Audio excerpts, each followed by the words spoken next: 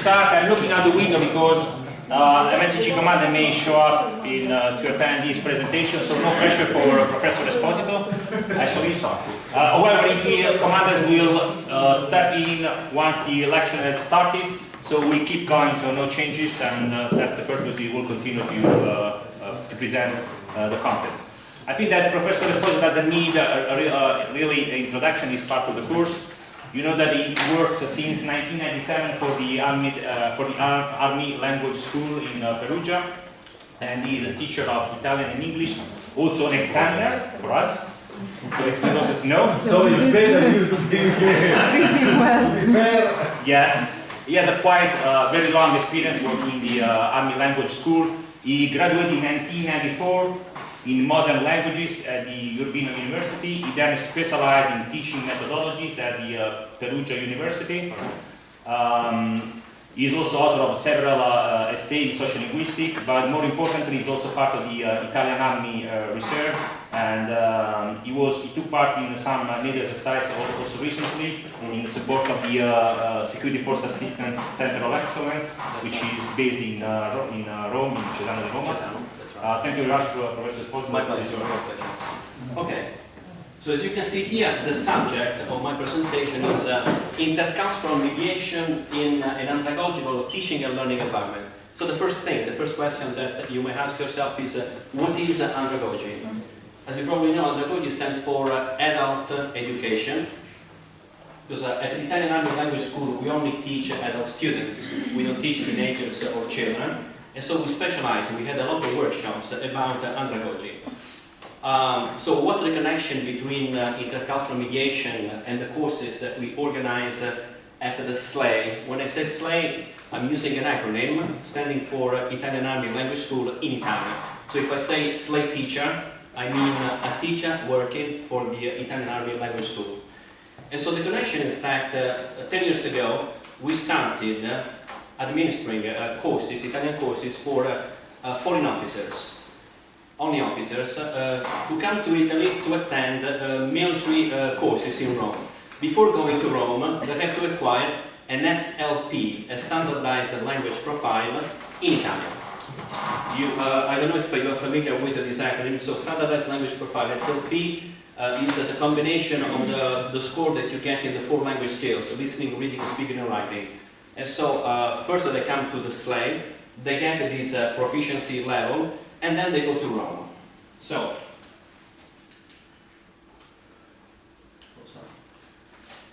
this is a summary of the points that I'm going to cover. As you can see, the first part, so this presentation will be divided into 2 parts. Today we'll focus our attention on the role of the SLAE Italian teacher as an intercultural mediator. We'll give a definition, or we'll review the definition of intercultural competence in language teaching. So the only difference in comparison with all of the other presentations that we have attended so far is that the environment, in my case, is an educational environment. So you have to identify with a teacher. And we'll also take a look at the concept of culture and intercultural awareness, by using our wonderful iceberg, of course. And then the most important part of the presentation is an analysis of the most important challenges that the teacher has to face in the intercultural class or multicultural class. And of course, we'll also see how to face, how to cope with these intercultural challenges. What strategies we have devised at the SLAE to face these challenges. So the SLAE organizes language courses, of course, first of all for military personnel. And so not only Army personnel, but also, for example, Navy and in the past also Air Force officers, not anymore because they have their school and they don't come to the SLAE anymore. But for example, I remember that a few years ago I took part in an English course for the so-called JTAC officers, soldiers in general. A JTAC is a particular soldier whose task is to communicate with the pilot when giving directions about the area to bombard. And so we were trained, we teachers were trained in this technical language before preparing our students. So this is the type of courses we organize at the SLAE. And we also organize courses for DIPs I myself am involved in these courses for example, politicians, magistrates, and also civil servants in general. For example, associations of professionals, such as lawyers, accountants, and so on and so forth. But for our purposes, we have to concentrate on the courses that we organize for foreign officers. And these foreign officers come not only from different countries, but above all from different continents. So this means that in our Italian classes, you may find students coming from Somalia, Turkmenistan, talking about, for example, the experiences I myself had. China, especially China. And so, inevitably, the teacher has to become an intercultural mediator in order, for his teaching methodology to be successful in class. And we had a lot of workshops about the intercultural mediation, even if we call it differently, in the multicultural class. And these are the conclusions we have come to, the ones that I'm going to show you. So these foreign officers attend in particular 2 courses in Rome. The first is the Joint Services Staff College, and we call it in Italian corso ISMI. I'm sure that army soldiers know it very well. The second one is, I translated the Defense Higher Studies Institute. It's called the Corso IASD, which is after the ISMI.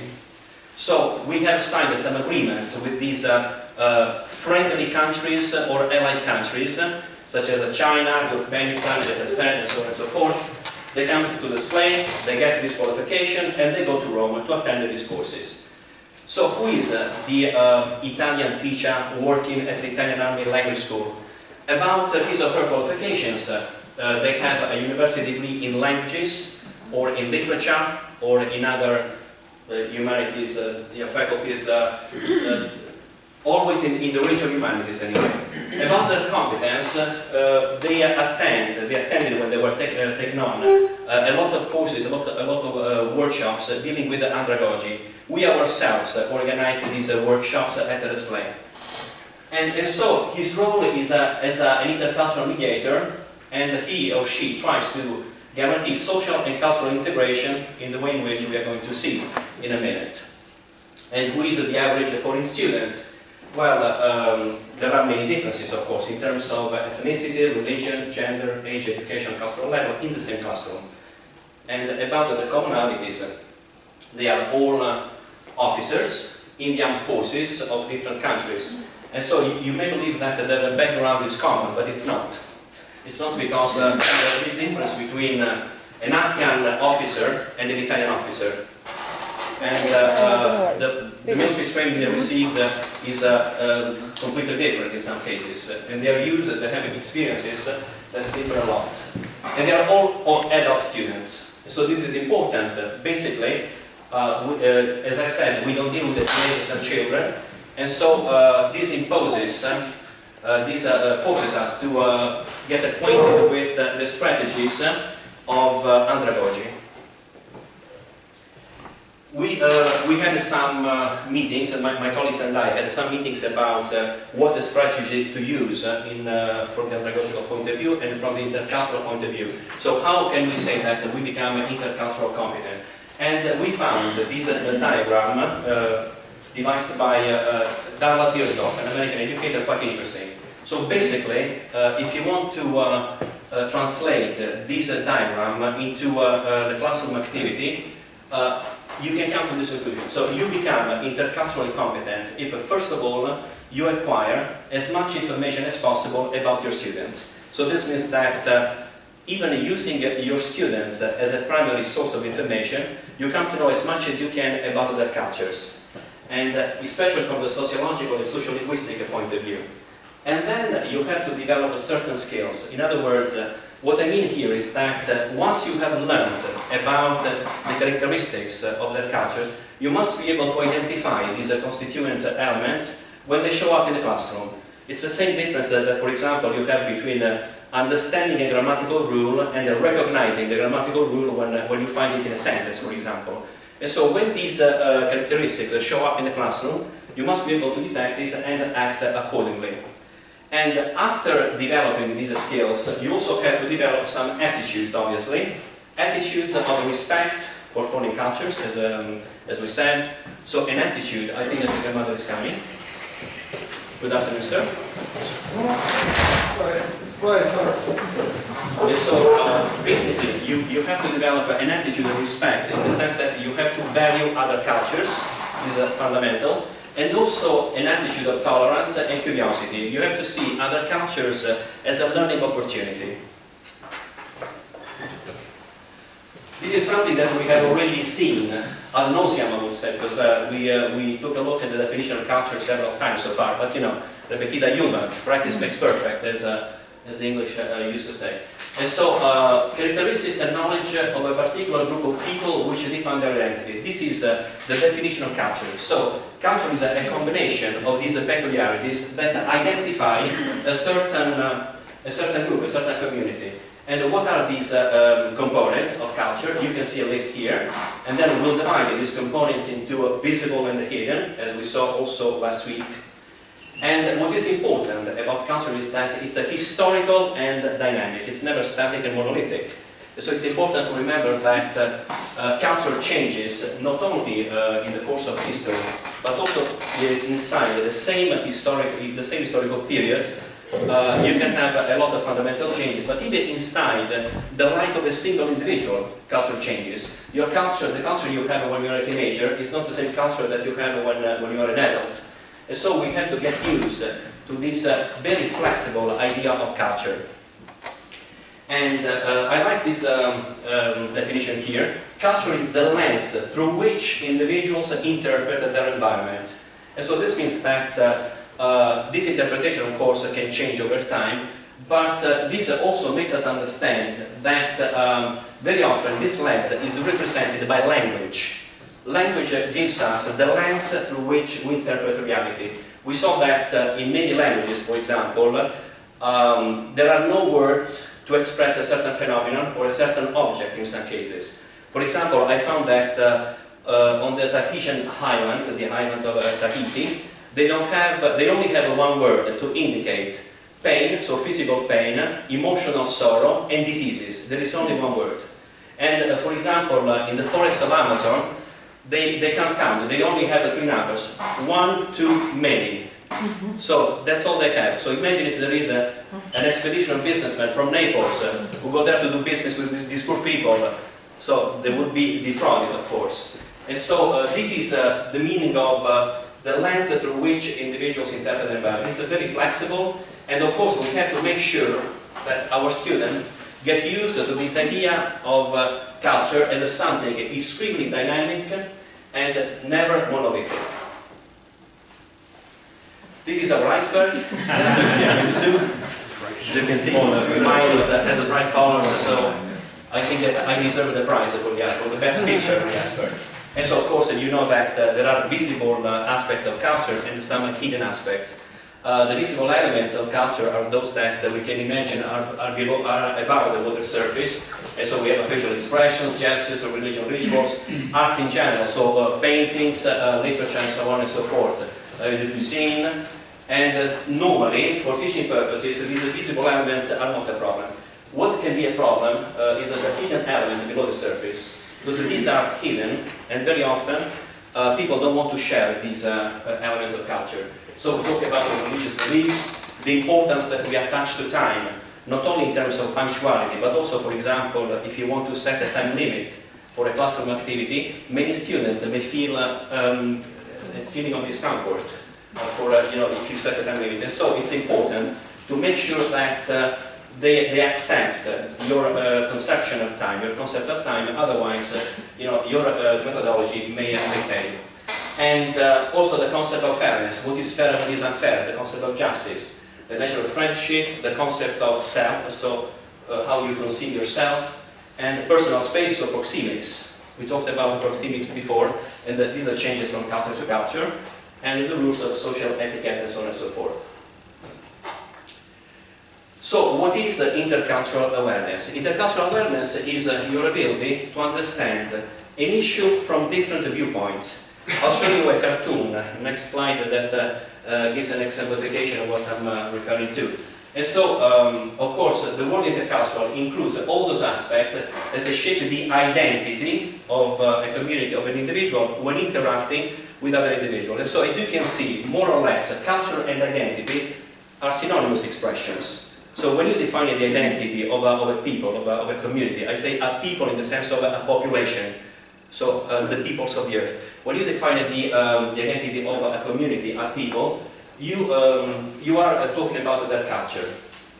And it's a specialized and qualified tool of synthesis. This makes us understand that when there is an intercultural conflict, very often there is no solution to the conflict. You just have to reach a compromise, a synthesis. And so this is what the intercultural mediator is supposed to do.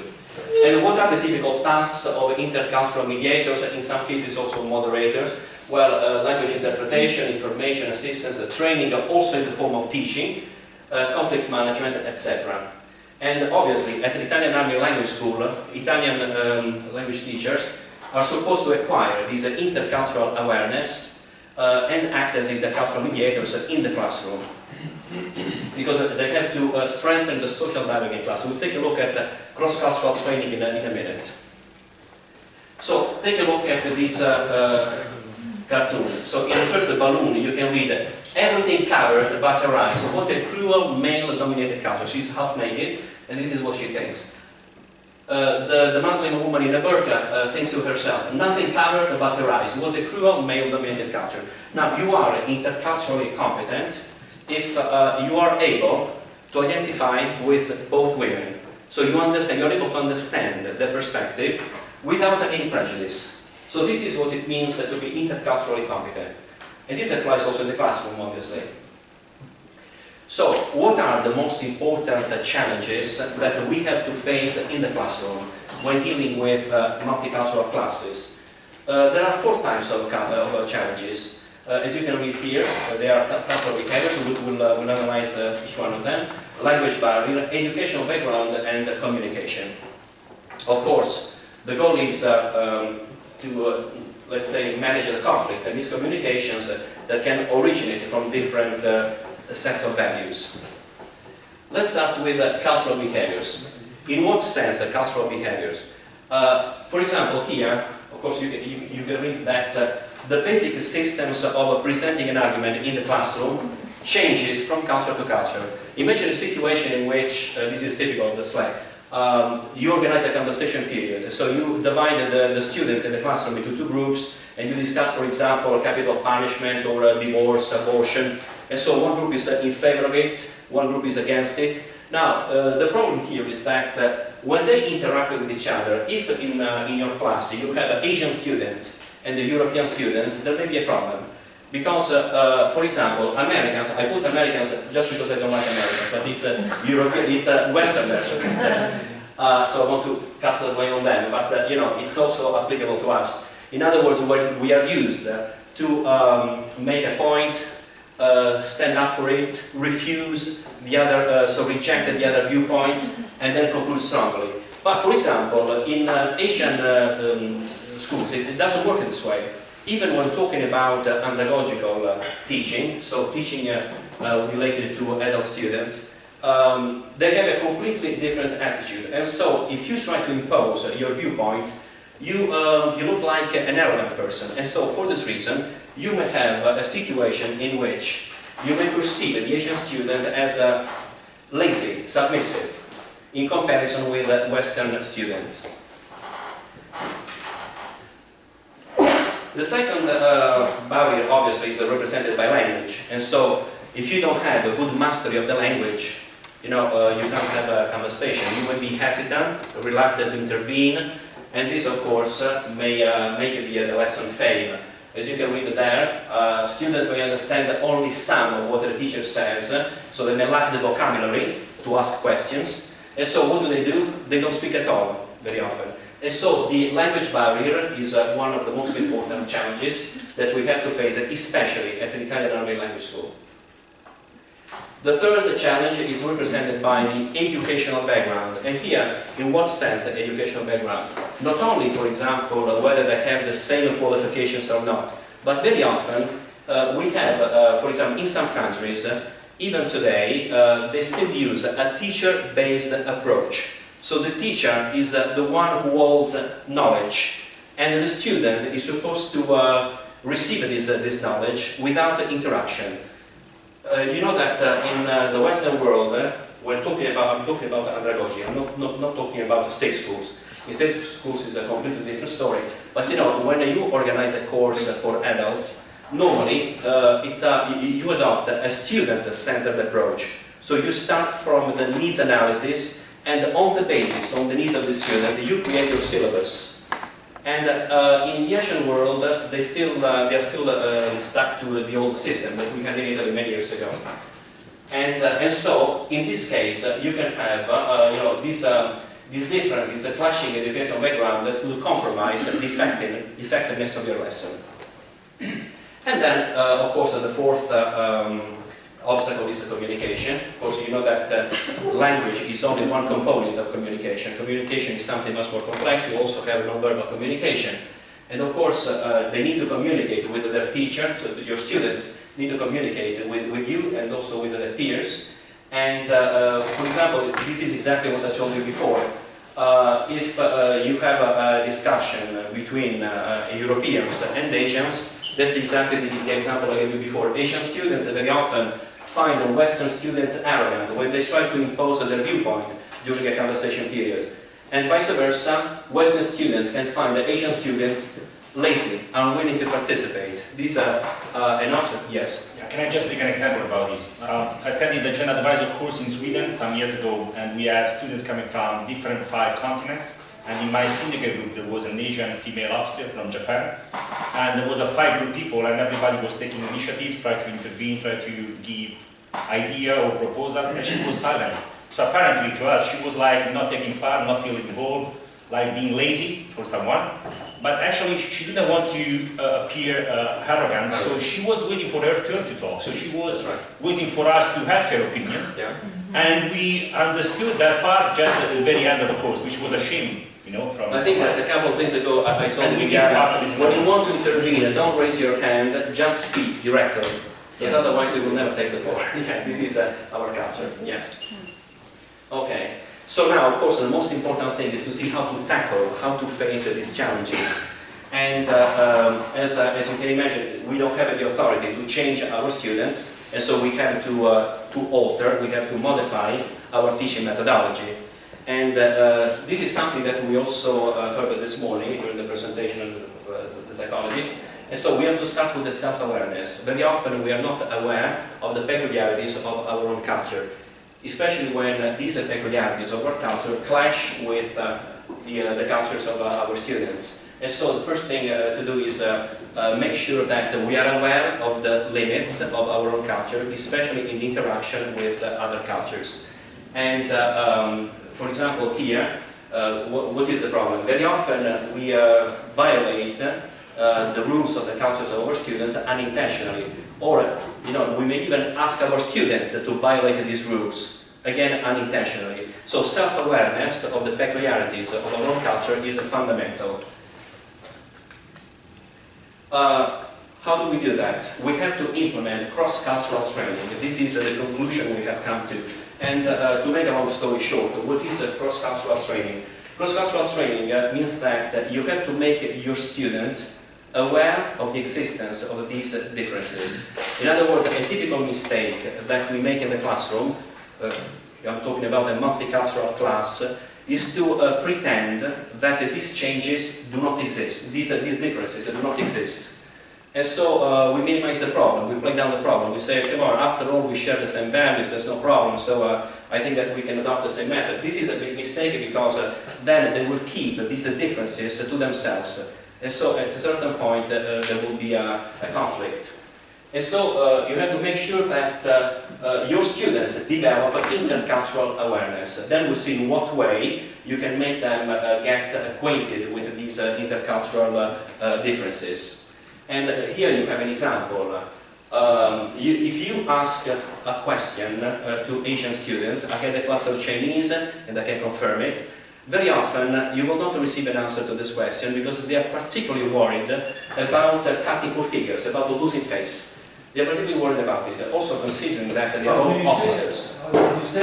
cutting poor figures, to cut a poor figure. Okay. Or to lose face, yeah, they're more or less synonyms. And so, what do I do in order to solve this problem? I never ask for the correct answer to a question. I ask for opinions. So what do you think about? And then, you know, when he gives an answer, when he expresses an opinion, you can understand that if he got the explanation, if he was able to understand or not. So you have to be indirect in the way in which you ask questions. What are the techniques that you can use for cross-cultural training? The most important one is you have to make sure that your students are exposed to critical incidents due to cultural differences. So in other words, you have to present them with a lot of critical situations in which cultural differences represent a challenge. But not immediately. This is something that you can do later on. Of course, you also have to communicate with your students about their expectations. Very often, for example, if they come from Asian countries, as I told you before, they may be used to a teacher-centered approach. And of course, if you are used to a teaching methodology like that, you expect a theoretical lesson based on not practice but theory. And so this may clash with your expectations as a teacher. I was positively impressed, for example, when I filled in the attendance form for this course. One of the questions was about my expectations from the course. And I think that it is an important question to ask, especially at the beginning of the course. And it is also important to guide classroom discussions initially. In other words, when you organize the first conversation periods among your students coming from different continents, it is often a good idea to monitor the activities, because the probability of having clashes at the beginning of the course, at the first phase of the course, is very, very high. So your presence, the presence of the teacher, is fundamental. Otherwise, there will be a lot of conflicts. And you have to start by making your students share their similarities. This is something that my colleagues and I agree, so it's a good method. So one of the first lessons may be based on this exercise. Okay, write a list of all the characteristics of the Italian culture that you can also identify in your home country. So they can draw a comparison between the host nation and the home country, or also the countries of their classmates. So this way they feel that they have a lot of commonalities with their classmates. And after they get acquainted with their commonalities, you can focus on the cultural differences. But this is a second step. And in what way? By exposing learners to critical incidents. And in order to do so, in order to expose your learners to critical incidents, you can use two methods basically. The first is the dialogical method. So conversations in class guided by the teacher. So you don't create pairs, you don't create groups, you discuss certain situations that can be problematic for multicultural reasons. And for example, you can ask them a question like, how would you react in these circumstances? Here we have practical examples. You invite a colleague to lunch and you learn that he only eats halal foods. You call a foreign client and you don't understand his accent. So what would you do? Would you ask him to repeat? Would you interrupt the conversation? So very practical questions about the situations that may happen in real life. Your new foreign colleague often arrives late for meetings and appointments. And this is related to the importance we attach to time, to punctuality, for example. Or you are transferred to another office in a foreign country and you're worried about certain stereotypes. So how would you protect yourself from stereotypes? These are typical critical incidents in which probably they have already found themselves. And so you can discuss them together and come to certain conclusions. Okay. Besides the dialogical method, you can also use role plays. You can use the same situations as the ones that you used for the dialogical method. But what is the advantage of using role plays? Role plays, first of all, allow your students to take into consideration those minor aspects of an interaction that if you only base the lesson on a conversation are normally neglected, are normally ignored. And so it's a good reproduction of a real life. Imagine a situation in which you have to talk about checkpoints. Now, one thing is if you discuss how the checkpoint works. Another thing is to play a role play, so implement a role play, and in this way you can, for example, pay attention to details or to unforeseen circumstances. What would you do, for example, if the person searched does not want to cooperate? What would you do in those cases? And so role plays are important because they take into consideration the minor details that are normally ignored in a conversation period. And another advantage of role plays is that they make your students aware of the importance of non-verbal communication. So this means that, for example, you understand that we saw it this morning. So certain gestures may have a completely different meanings according to the culture. And role plays give the opportunity to get acquainted with these cultural differences in terms of non-verbal communication. What is also important is that by means of role plays and the dialogical method, your students get acquainted with these cultural differences. And some people say, some philosophers say that the more you know something, the more you get to know something, the more you fall in love with it. And so this means that we normally reject what we don't know. But the more we know something, the more we become tolerant, and in some cases we may even embrace, for example, a new religion, a new culture, just because we know all the details of this religion and culture. And so it's important to use the dialogical method and the role plays for these reasons. Learning styles are fundamental when interacting with a multicultural class. First of all, what is a learning style? We'll take a look at learning style in the second part of the presentation that I'll give the day after tomorrow. Anyway, to make a long story short, a learning style is your favorite way of learning.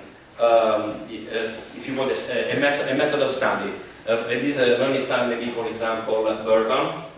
If you learn best, for example, if you listen to a verbal explanation. Or could also be physical. If you learn better, if for example you do a role play, you take part in a role play, and so, or visual, you learn better when, for example, you see a picture. And so it is important to understand that these learning styles are also affected by the culture of origin. And so, for example, the relationship between the teacher and the student may affect the learning style. Because if you are used to a certain kind of teaching methodology, also your learning style is affected by that particular relationship. Or the interaction in class, the relations between students, for example, if you are used to working in pairs or working in groups or not, if you are used to individual performance, even the importance you attach to time can influence your learning style. Or, for example, the learning process, as I told you before, so the interaction between the student and the teacher. If you give more emphasis on theory or on the application, and also if you are used to technology, if you don't make any use of computers, for example, and in the host country they make a large use of computers, you might have a problem with your learning style. And for example, at the slide very often, we only give an iPad to our students. We don't give any paper books. And so it's important to be acquainted with technology. And so the style, the learning style used in the whole country can influence the development of the students' skills. And so what should we do in order to make sure that independently of the students' learning style, our teaching methodology is successful? Well, a good method is to offer to our students an explanation based on different learning styles. I normally give an example when I give this presentation, because this is not the first time that I'm dealing with the learning styles. And so imagine a situation in which you have to explain the use of the past simple in comparison with the use of the past perfect. Now you can explain this grammatical rule verbally, and so you accommodate those students who have a predominant verbal learning style. But for example, you can draw a timeline on the board. You can think of a sentence like, when I arrived at the station at 8:10, the train had already left. So this is 10 o'clock, the train, and I arrived at the station. And this is before, when the train had already left. So you can resort to a timeline. And so this way, you can accommodate those students who have a predominant visual learning style. And in all cases, using visual materials is beneficial for all types of students, independently of their learning styles. Especially, for example, if you are dealing with absolute beginners, if you deal with students who never studied Italian in their lives, and they come to Italy and they are in the first stages of the course, if you make large use of visual learning materials, it will certainly accelerate the learning process. And it is also important, especially when you discuss geopolitical subjects. You know that at the SLE, in the final exam, both in speaking and in writing, we deal with geopolitical subjects. And so, when we rehearse, when we do mock tests in class, we deal with the geopolitical subjects. And so, here you have to be very careful, because if you have, for example, a student who is German, and you talk about the Second World War, and if, for example, you criticize the Nazi regime and things like that, he may get offended. And so you have to be very careful when you are in the presence of a multicultural class and you deal with geopolitical subjects. And whenever you express, you as a teacher, express your viewpoint, you have to make sure that you can rest your statements on solid sources. In other words, you have to make sure that whatever you say can be referred to indisputable sources of information. If possible, you should avoid expressing personal opinions. In some cases, you can't, and so you have to sound as objective as possible.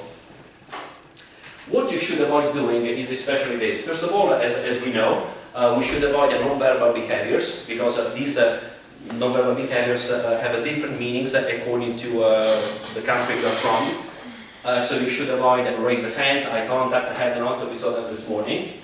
And for example, this is a situation that I found in my experience. I had a Somali student, who was a Muslim obviously, and I created group work. And I put this male Somali student in a group where we also had an Albanian female student. And I noticed that there was a sort of embarrassment in that group. And so you have to make sure that this Muslim man has no problems interacting with women. You know that we can't generalize. We can't say the Muslim culture and that's it. No, we have different levels of radicalization. And so it's important to make sure that your Muslim students have no problems with women, interacting with women. You should also try to avoid getting too familiar with the Chinese students, Asian students in general, because they are used to so-called power distance. So in other words, they perceive the presence of the teacher as the presence of the authority. And so the relationship is asymmetrical, remember? And it's important for you, at least initially, for example, to avoid calling them by first name. It is also true that little by little they get used. They get used to the Western traditions, Western customs, also at educational level. But at least initially, you should avoid getting too familiar with Asian students. They feel embarrassed, and so they have problems interacting with you.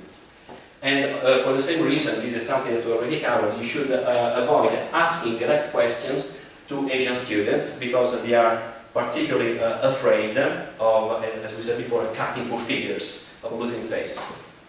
Now, what is the connection between teaching and the role played by an intercultural mediator in the CIMIC context? Well, communication is the common denominator, because when you interact with adult interlocutors, you communicate, obviously. And when you interact with the students, with the adult students, you communicate as well.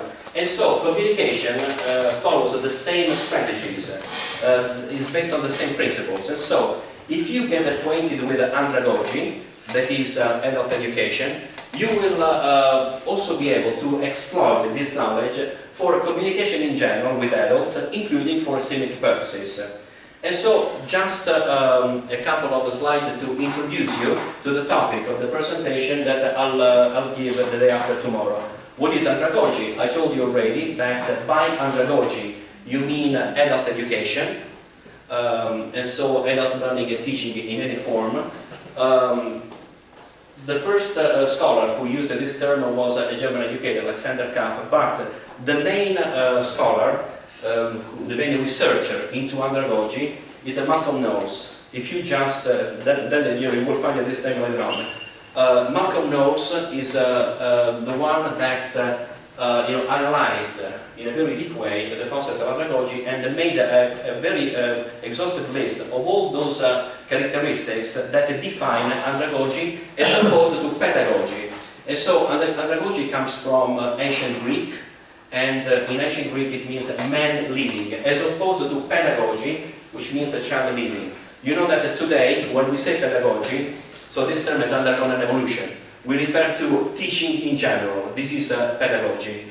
In Italian we use didactica, but using didactics in English is not exactly the same. Didactics has a little negative connotation in English. So if you want to translate la didattica, you can say pedagogy or just teaching methodologies. And so this is exactly what we are going to focus on the day after tomorrow. We'll take a look into the characteristics of andragogy and the main differences between teaching teenagers and children and teaching adults. I think that we can stop here if you, just in case they have questions. What do you think?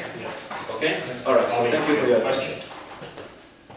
Questions? Any questions? I have one. Okay. Applying all these methodologies that you just showed us, are you really able to overcome all the intercultural differences? I mean, for a so heterogeneous class where there is a really big sense of multicultural, are you able with just one teacher to apply at the same time all these methodologies? No, in one of the slides there was a piece of information that I didn't repeat, but the intercultural competence is not something that you can acquire in a certain amount of time. It's just like the concept of learning, that is lifelong, so it takes all year long. You can make progress, for example, with experience, you can get accustomed to the peculiarities of a certain culture, but you need experience. And of course, you can also study the subject, but very often you will see that these challenges are present in your students at different levels. And so, for example, talking about masters, you can't generalize. And so it is often a good idea to use, for example, tests to assess your students from the intercultural point of view. Asking them questions directly or also in writing, and then you can, it's not a question of being Snoopy, Snoopy fica naso, but it's, it's a question of, acquiring information in order to improve your teaching methodology. But of course, there's no general method that can, let's say, be valid for all intercultural contexts. Absolutely not. Thank you. Any other questions? Okay. Thank you for that.